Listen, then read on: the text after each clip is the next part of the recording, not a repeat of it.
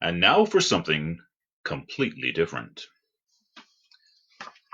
All right, today, my children, I'm going to read from The Thong of Thor by John Boardman. I won't read the whole epic poem because it's not really that long. It's just that my mouth is that clumsy, and so I can't do it. So it's a song about Thor, who would sometimes uh, go in human guise to join a Viking band and go raiding and pillaging. And so they were out to sea for a very long time, having a successful plundering, except they hadn't encountered any women in many months, and the crew was all having a hankering. So finally, they stop somewhere to pick up chicks. So they go to the tavern. I'll pick up there. Okay. Thor's glances strayed upon a maid with hair as gold as grain, a lisp so shy, a downcast eye, and not a trace of brain. He swept her charms into his arms and to an upstairs bower, and did not cease nor give her ease for 6 days and an hour. When he rose up and drank a cup, she looked like one near death. Her limbs were weak, she could not speak, and only gasped for breath. You ought to know before I go, I'm Thor, he bade adieu. You're Thor, said she. Consider me, I'm Thorer than you. All right, so here we are, and here's this picture that I did yesterday. I should leave this on, it covers my bald spot. But anyway, here's this picture we started yesterday, and I'll just get right back into it. I was supposed to set my timer for 20 minutes, but I won't. I'm going to look over there and say it's 2020, and I'll just stop. So here we are. I'm going to drag this a little closer. All right. Drag that a little closer so I've got my picture more in view. And I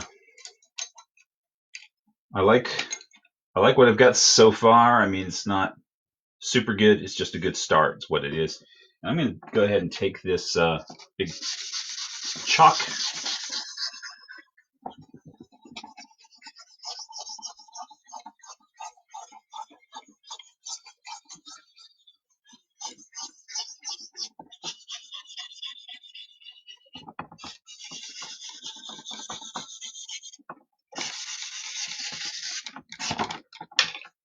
and do that until I drop it, and that's when I'm going to stop. And then I'm going to go in here and make some erasures.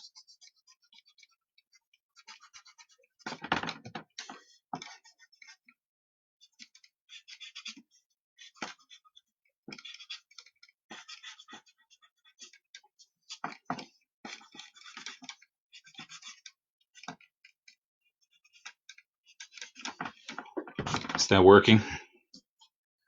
Am I even here? You'll never know. I'll know when I go back later and look at the video on my page. Then I'll know if I was on or not, but frequently I don't know until then. All right, I'm going to lift out some bits and pieces.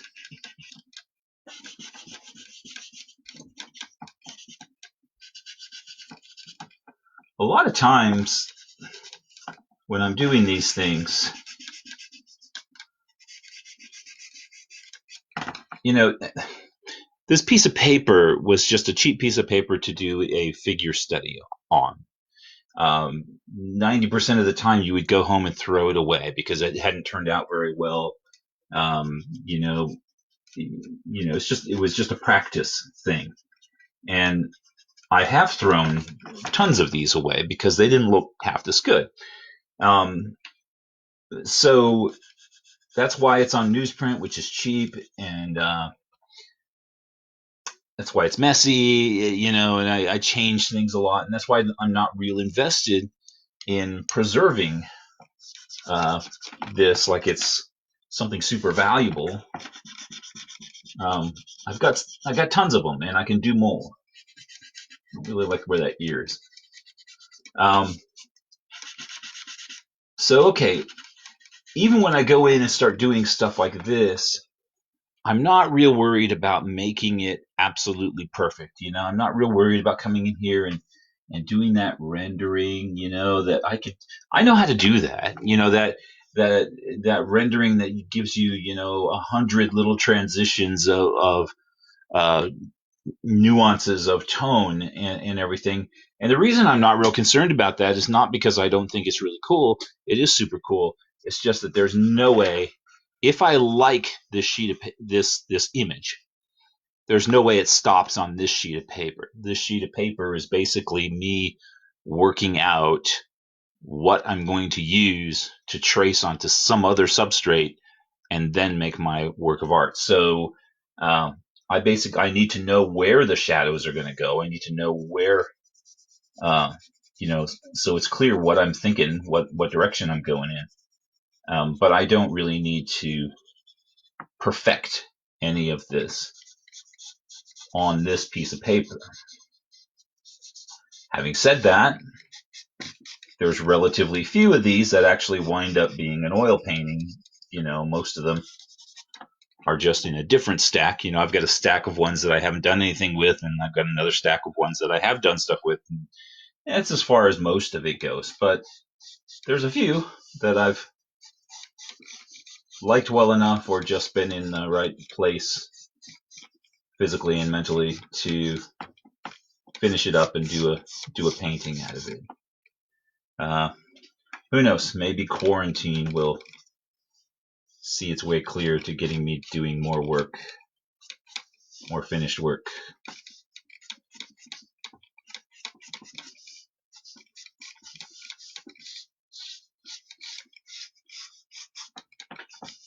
So that ear needs to be over here.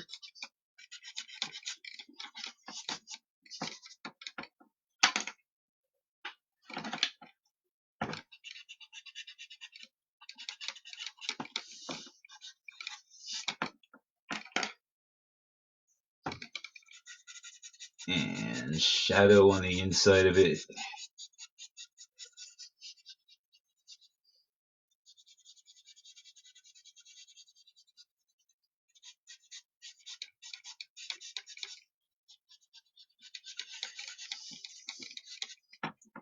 Okay, that looks a little more right. And there's a photo over here of a gal. She's not sitting in this position. In fact, she's facing straight at you, and there's 100 things different, and her outfit's actually different. But uh, her face, I'm using her face for the model for this because I just like where she went with her eyes and her hair and all of that. So I can use that even though her face is rotated, in a different direction. There's still enough information there for me to go, oh yeah, I could do that.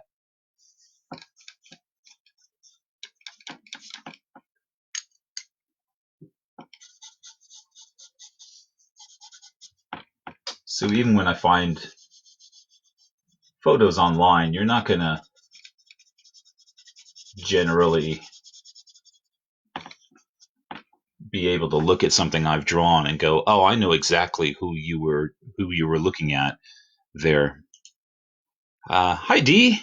I like her. She has a thoughtful quality. Thoughtful? Oh no, she's an anime girl. She's supposed to, have a squeaky voice, and I shouldn't say that. That's mean.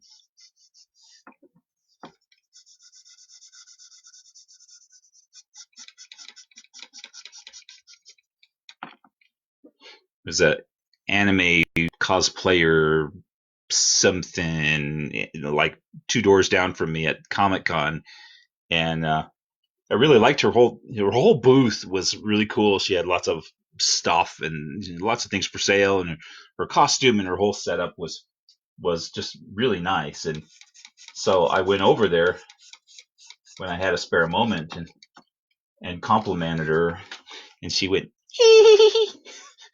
and I thought, wow, you're as bubble-headed as you look. But still, she did a really good job, and she made a hell of a lot more money than I did because she was a lot cuter than me. But I think it was a persona. I don't think she's really a moron, but her persona was, just this tittering, little girl of no specific age, who says tee hee a lot and then has superpowers and flies away or something. I'm not sure what. I really don't know anything about anime. I've mentioned that before, but I don't know anything about anime. I go to Comic Con and try to fake it,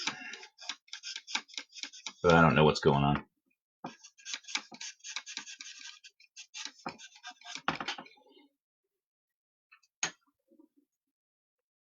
Why can't an anime girl be thoughtful? I don't know. I don't know. You're gonna have to ask an anime girl. What's wrong with you? Um. So yeah, yeah, that's good. What should be going on behind her? There should be something. I don't quite know what. Sometimes when there's this big space here, um, my inner sign painter pops up and wants to just, you know, put a do that, or something, because that's just the kind of thing. If I had an awkward shape and I wanted to kind of stabilize it in a way, I might do that, or I might do a circle, or an arch, um, something like that. And I don't know if I want to do that. It could be an easy way, because you could just do an abstract. If I kept this rectangle, for example, um, you could just start doing abstract things in there that kind of uh, just kind of fill that space up with something pretty but meaningless, but something that kind of works. And I've done a lot of things like that in the past, not lately, but I've done a lot of things like that. It's a pleasing shape. I'm still drawn to things like that. Uh, so it's not really much of an illustration. It's more just kind of a, what do I want to say? I don't know. It's just kind of flat. Uh, Says I'll give you that one. Yeah, you better. You better. How are you, D? You holding up? And so I'm either going to do that. Now that I've done that much, I kind of like it. All right, job finished. We're done. See you tomorrow. Bye. Or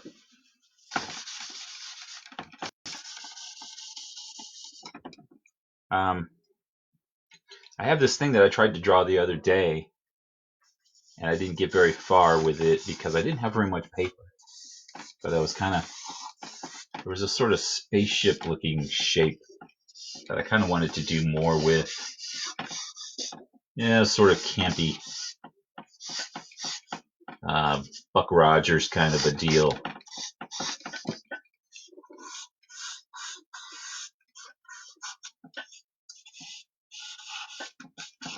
A little personal spaceship. You just jump in and blast off and go to planet Zoltron in a couple minutes. Uh,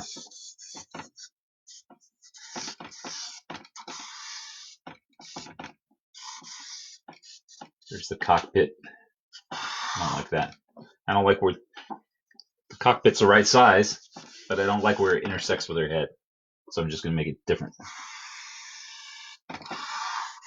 Do that.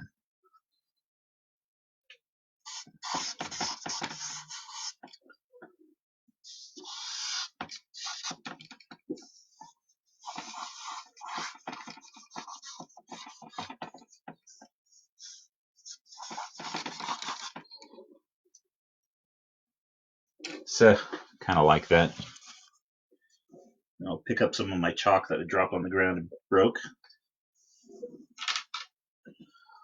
Um,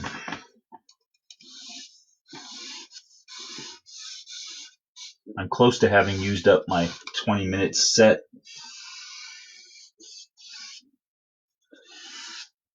Are we bored? Should I keep going? It's kind of like the sketch off, only nobody gave me any suggestions. You know, we could do that. We could do the sketch off online. If a genius like D would come along and organize that for me. We could do that in Consolation. Are you in Consolation? I haven't done anything in Consolation. I joined the group, but I haven't done anything. But yeah, we could do the sketch off. You could get enough people online at the same time and get their sketchbooks out and their uh, and get their camera pointed at the sketchbook. I think that might be fun. How am I? This whole thing's got me feeling sort of a depressed. But that's just me, just me being a crybaby. Um, I have all the toilet paper I need, and my wife feeds me, and I got a place to sleep. You know, she doesn't make me sleep outside or anything. So yeah, I guess I can't complain, but I will if you give me an opportunity. I'll complain all day long.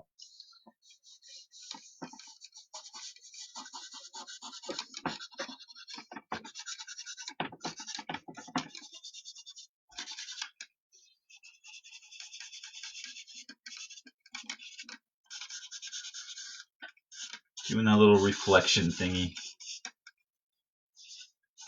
More rivets, just cause. Rocket rockets or rocket taillights, or maybe both.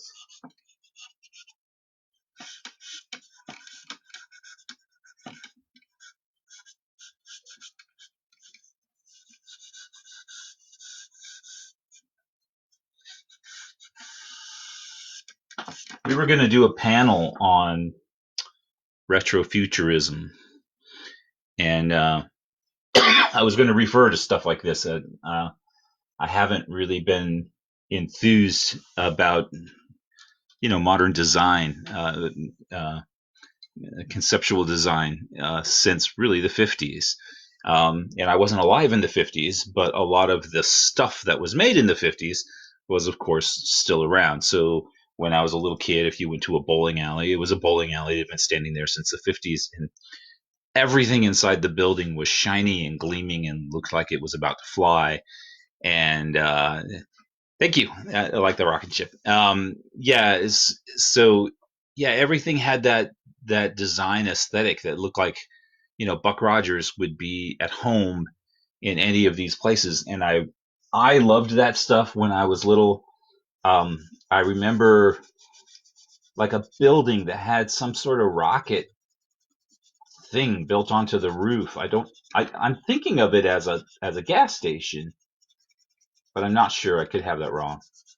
But my dad even pointed it out to me when I was little. He was like, look, there's a rocket on that place, and I just thought it was super cool, and probably didn't know for sure whether it was a functional rocket or just a piece of decor. But I thought it was super cool. There's this rocket on top of this building, and I mentioned all stuff like that, ages later, when I'm in my 30s or 40s, and my parents are just like, "What are you talking about?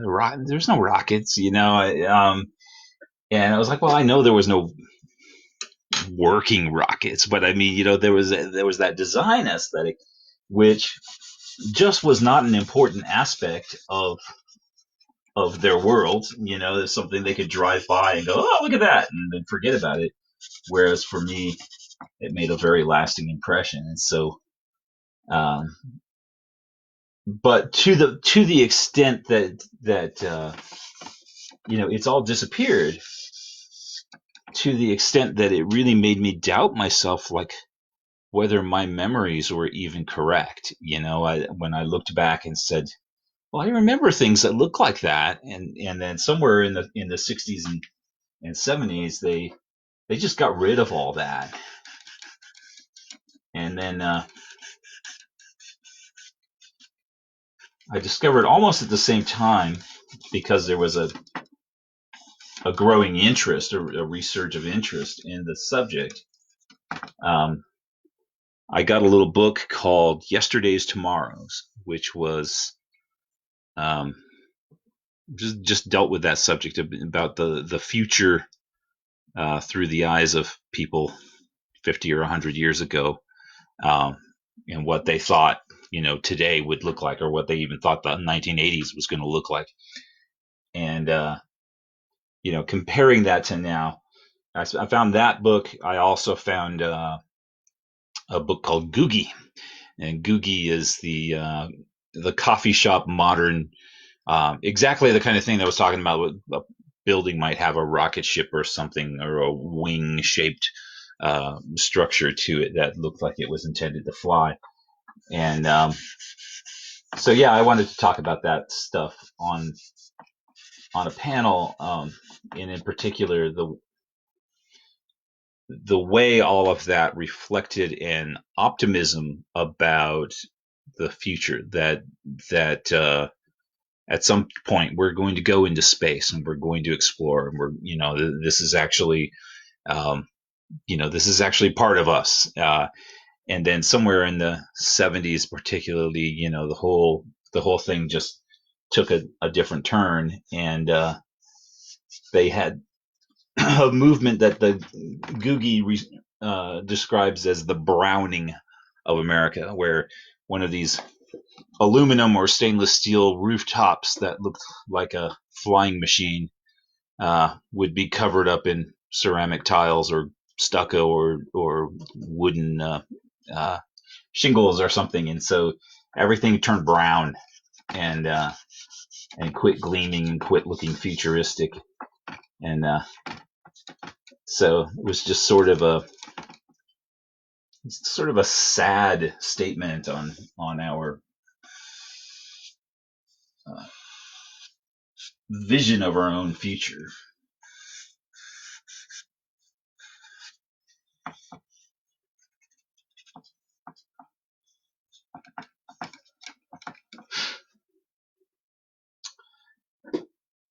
Somebody I was reading recently, and when I say recently, it's probably 3 or 4 years ago.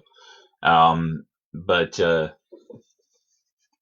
somebody involved in the space program was saying we could probably make the public interested again, um, if we can make space look interesting again. So we went through this phase of putting uh, practical stuff, but satellites almost look like a garbage dump strung together with wire out in space, and they don't look like something Flash Gordon or somebody would have been using, and quite possibly if it did, we'd feel more enthusiastic about it. Sputnik is actually cool looking.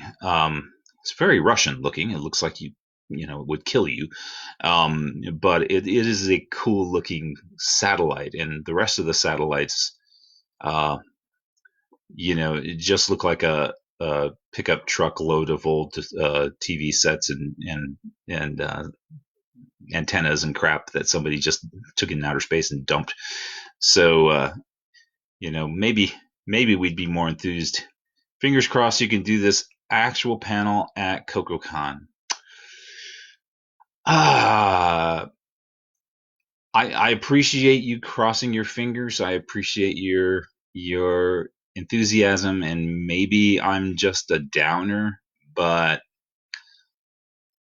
I don't see the current social condition changing before a year. Because if they invented a cure today, and said, we've got it. I've got my little syringe, and line up and get your vaccine or whatever. Manufacturing, packaging, distributing, the FDA, the logistics of getting everybody in the country to get their shot. Um, that would take a year. It might take 5. Um, so I don't know. I don't know that best case scenario involves anything happening this year. Maybe I'm way off, and I would love to be way off. Okay, you are all free to laugh at me when we go to the convention this September. September, um, and you know, feel free. Feel free to laugh at my pessimism. Um, but I'm not feeling. I don't. I don't feel like it is pessimism. I feel like it's. I just don't see how that's really going to happen. I hope I'm not too much of a downer there. Probably am. Sorry.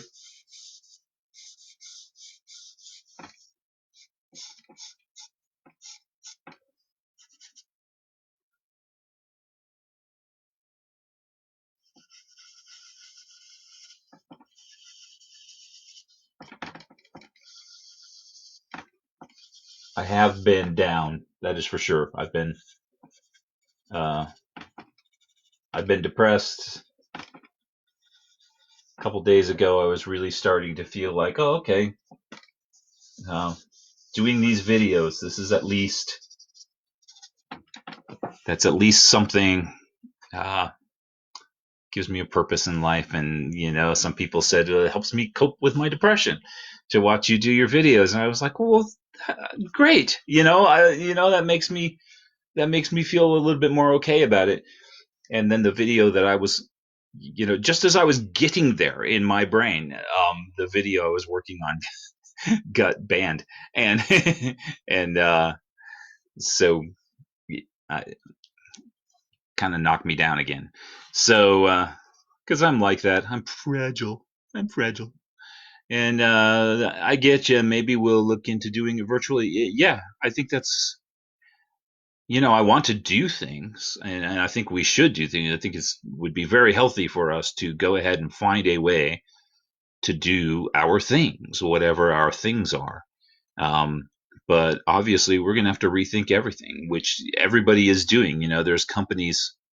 Um, Probably the upside of all of this, if there is one, is that there's a lot of companies that should have been doing work from home this whole time, and they're like, oh, there's going to be problems. I don't know how to set it up. I don't know whatever, and now they're forced to, and they're probably it's probably going to be a lot of people going, well, geez, we should have been doing this the whole time. This is actually better or cheaper or less manpower or I don't know, whatever. So there's going to be a lot of things getting revamped by necessity, and then even when life goes back to normal, it's not going to be the same normal we used to know.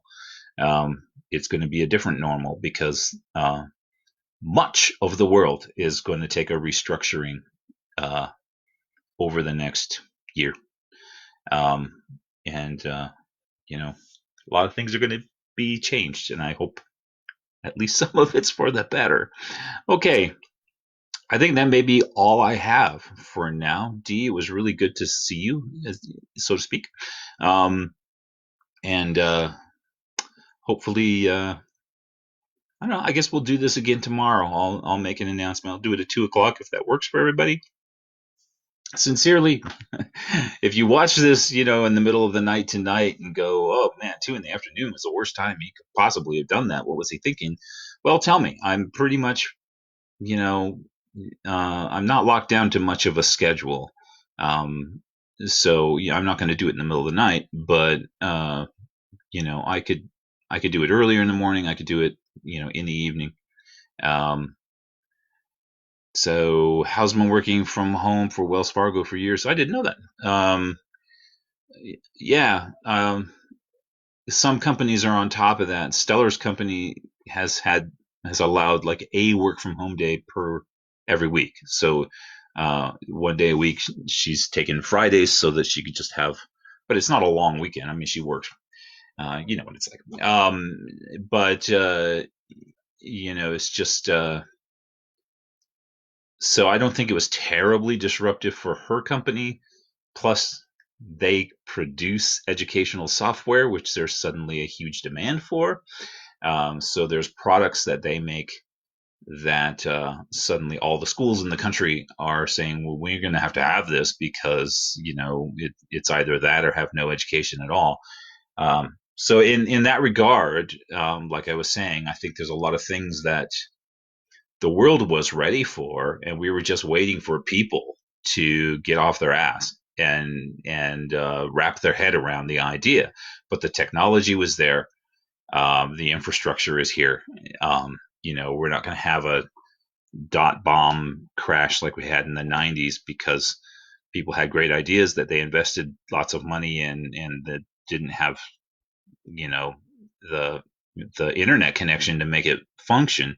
We do that now. We do way better than than they had then. So uh, that kind of thing is up and running, and it's just waiting for Luddites to stop being Luddites and just get with it. And there's probably going to be other things that will be positive too. But me not being able to go out and do whatever I want is not one of them. I want to go out and do whatever I want, and it's pissing me off. So, anyways, I hope you're all doing well. The only person I'm talking to here is D, and that's more than enough. I don't mean that like it sounded, but you're too much. You're just too much. Okay. No. It really was good to see you, and if I do these videos and only ever talk to one person, um, that's perfectly fine with me. Is what I meant to say, or how I meant that to sound. But you know me, my mouth is clumsy. So I'm going to sign off. Thank you, and see you tomorrow, 2 o'clock, unless somebody tells me to do something different. Bye.